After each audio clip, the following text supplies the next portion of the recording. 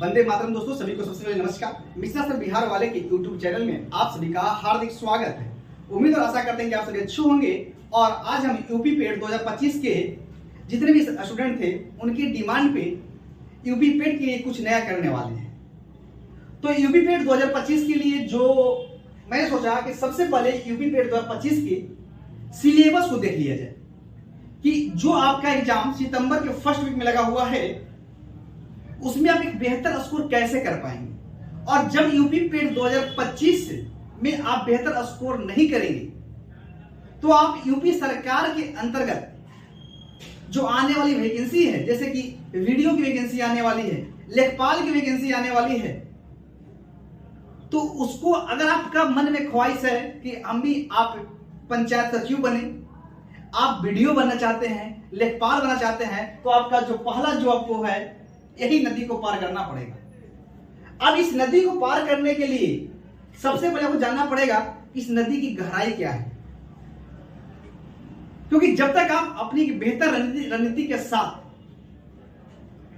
शुरुआत नहीं करेंगे तो आप अच्छे परिणाम तक नहीं पहुंच पाएंगे।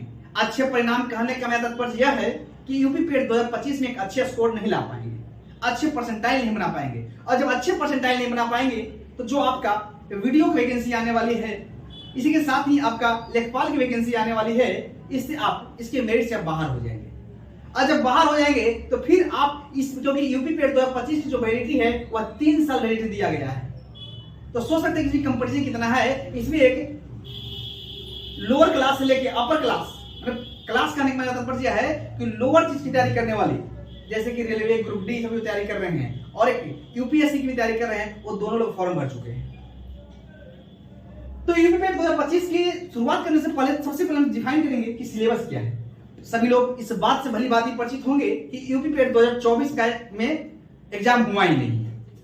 और यूपी पेट 2025 की जो नोटिफिकेशन आई है उसमें कहा गया है कि यह प्रश्न इसमें 100 प्रश्न होंगे। हालांकि पहले भी 100 प्रश्न होते थे, ऐसा नहीं था कि चेंज हुआ है। चेंज क्या हुआ है कि पहले वैलिडिटी 1 साल था, अब बढ़ाकर 3 साल कर दिया गया है।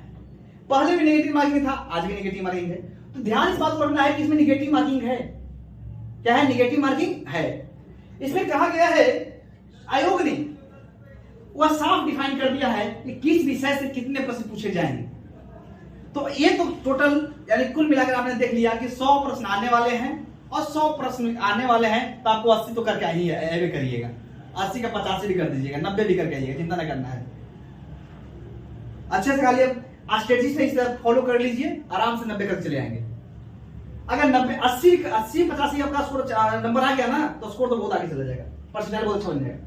तो अगर हम बात करेंगे इतिहास, आयोग साहब कहा कि इतिहास से हम 5 प्रश्न पूछेंगे। इतिहास से हम 5 प्रश्न पूछेंगे, और लेकिन इसने डिफाइन किया कि इस इतिहास में जो 5 प्रश्न पूछेंगे इसमें क्या होगा, प्राचीन इतिहास और मध्यकालीन इतिहास को मिलाकर हम 5 प्रश्न पूछेंगे।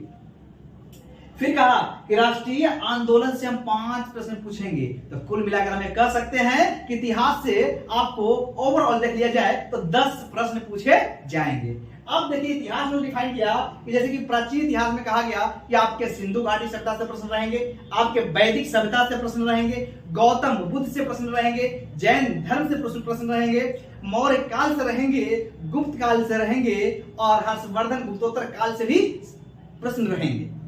उसने कहा कि राजपूत काल से भी प्रश्न रहेंगे और आपका दिल्ली सल्तनत के तहत जैसे कि आपका गुलाम वंश, खिलजी वंश, सैयद वंश, लोधी वंश, इन सभी से प्रश्न पूछेंगे।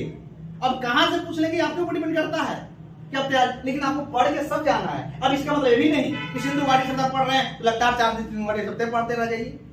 हमको उस कोर एरिया को पकड़ना पड़ेगा कि जहां से आयोग प्रश्न उठा सकता है, जहां से फैक्ट सीधे सीधे प्रश्न पूछे जाएंगे। इस तरह कॉन्सेप्ट नहीं दिया जाएगा कि सिंधु घाटी सभ्यता के राजनीतिक जीवन शैली था।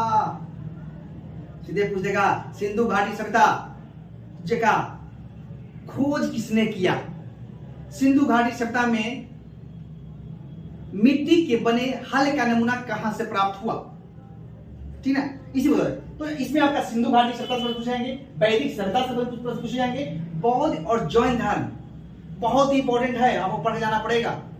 और आपका मौर्य काल, गुप्त काल, और गुप्तोत्तर काल, राजपूत काल, सल्तनत काल, मुगल काल, मराठा काल, इन सबको पढ़ के जाना पड़ेगा। तो जब तक ये पढ़ेंगे नहीं तो आपका प्राचीन इतिहास और मध्यकालीन इतिहास के क्वेश्चन को आप दुला नहीं पाएंगे। अभी हम बताएंगे कि इसके अलावा इतना पढ़ेगा मिसलेनियस भी प्रश्न बनेंगे, वो भी कहां से बनेंगे, वो इस सब का काट बनाया जाता है। पार्ट इसी का होता है, लेकिन इसको एक अलग पार्ट कर दिया मिसलेनियस। दूसरा कहा गया कि राष्ट्रीय आंदोलन से प्रश्न पूछेंगे। राष्ट्रीय आंदोलन मतलब ये हुआ कि जब आपकी कहां से, हम लोग कहते ना है कि भारत की पहली स्वतंत्रता संघर्ष जो हमारा था 1857 का विद्रोह है, तो इसने कहा कि 1857 से विद्रोह से एक प्रश्न जरूर पूछ लेंगे आपसे, चाहे आप कहीं रहिए।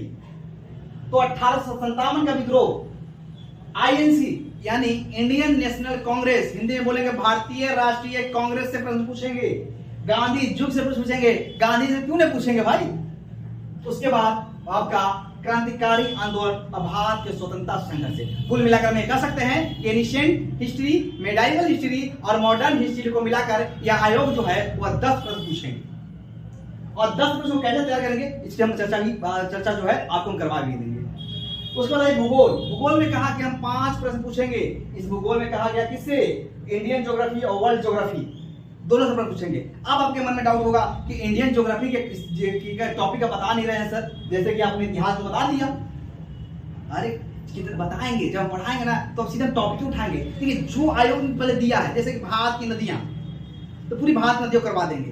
भारत के उद्योग तो उद्योग पूरा करवा देंगे, ठीक ना। भारत की जो आपके जो जितनी भी बहुउद्देशीय परियोजनाएं हैं उस सबसे करवा देंगे, ताकि यहाँ से करवाएंगे तो आपको मिसलेनियस अलग से नहीं पढ़ना पड़ेगा।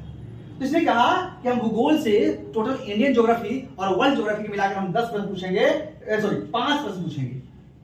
उसको कहा कि पॉलिटी से भी 5 प्रश्न पूछेंगे। अब पॉलिटी तो पॉलिटी के अंदर आप कहेंगे कि पॉलिटी में कौन कौन टॉपिक पूछेंगे, जब पढ़ाएंगे यहाँ पे तो हम बताएंगे कि कौन कौन प्रश्न पूछेंगे। जैसे कि आपका फंडामेंटल राइट से पूछ लेगा, डीपीएसपी से पूछ लेगा, आपका पंचायत से पूछ लेगा, न्यायपालिका से पूछ लेगा।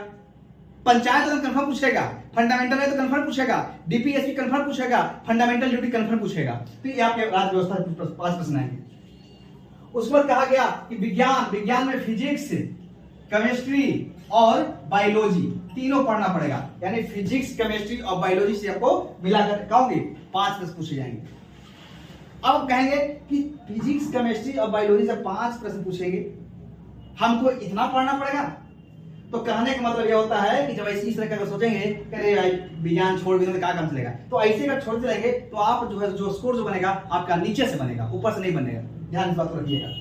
तो उसके बाद कहा गया कि अर्थव्यवस्था। अब आपके मन में आएगा कि अर्थव्यवस्था में कहां से प्रश्न पूछेगा, तो अर्थव्यवस्था में क्या पूछेगा, बैंकिंग से प्रश्न पूछ लेगा, बैंकिंग से प्रश्न पूछेगा, पंचवर्षीय योजना से पूछ लेगा, गरीबी से पूछ लेगा, मुद्रा बाजार से पूछ लेगा, ठीक ना। तो ये सब पूछा जाएगा। तो इसके हम पढ़ाएंगे तो वहां पे चर्चा कर लेंगे इसकी भी। उसके बाद कहा गया कि हिंदी से आपके 5 प्रश्न पूछे जाएंगे और इस प्रकार से अंग्रेजी से भी 5 प्रश्न पूछे जाएंगे।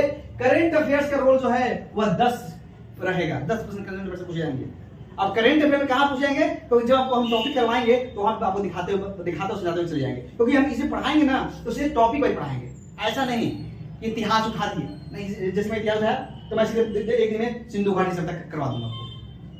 और जो करवाऊंगा सिंधु घाटी सभ्यता, तो सिंधु घाटी की सभ्यता में वही प्रश्न आएंगे। और प्रीवियस ईयर पेपर देख लेंगे तो अगर सिंधु घाटी सभ्यता प्रश्न पूछा होगा तो उसमें आपको नोट्स मिल जाएगा। उस पर कहा गया कि रीजनिंग से जो होगा वो रीजनिंग से, जैसे कि ब्लड लेते हैं पूछ लेगा, ठीक है ना। तो इसके बाद कैलेंडर से पूछ लेगा, ठीक है ना। तो आपका कहा गया कि रीजनिंग से भी 5 प्रश्न हम पूछेंगे। इसने कहा करंट अफेयर से 10 प्लस, और यहीं पे दे दिया है, क्या दे दिया है, जनरल एबिलिटी, जिसको हम बोलते हैं विविध या मिसलेनियस भी बोल सकते हैं। इसमें कुल मिलाकर history, geography, polity, economics, UP special सब घुसा देगा। इसी को हम बोलते हैं क्या, जनरल एबिलिटी। प्राथमिक अंक गणित के भी क्वेश्चन से पूछे जाएंगे।